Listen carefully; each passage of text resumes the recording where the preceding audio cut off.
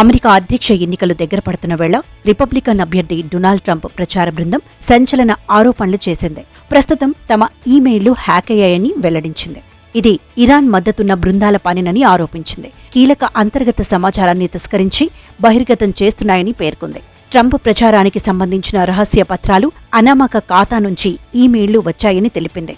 Trump అధికారంలోకి వస్తే Iran ప్రభుత్వం ఆటలు సాగవనే భయంతోనే వారు ఇలాంటి చర్యలకు పాల్పడుతున్నారని వెల్లడించింది.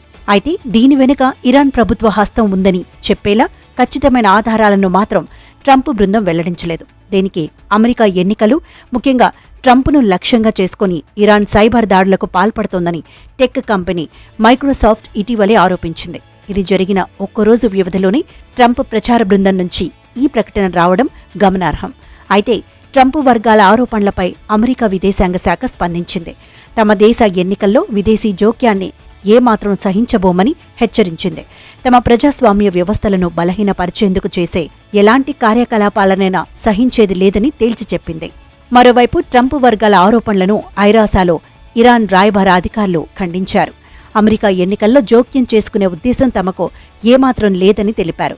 అయితే అమెరికా ఎన్నికలను ప్రభావితం చేసే దిశగా ఇరాన్ ఆన్లైన్ కార్యకలాపాలు పుంజుకున్నట్లు మైక్రోసాఫ్ట్ ఇటీవలి ఓ నివేదికలో వెల్లడించింది. ఎన్నికల ప్రచారాలే లక్ష్యంగా ఈమెయిల్ ఫిషింగ్ లాంటి కార్యక్రమాలకు పాల్పడుతున్నట్లు పేర్కొంది. కొన్ని బృందాలు గత కొన్ని నెలలుగా దీనిపైనే పనిచేస్తున్నట్లు ఆరోపించింది. నకిలీ వార్తా వెబ్సైట్ల సృష్టి, సామాజిక కార్యకర్తల అనుకరణ వంటి మార్గాల్లో ఓటర్ల మధ్య విభజన కోసం వారు యత్నిస్తున్నారని మైక్రోసాఫ్ట్ తెలిపింది.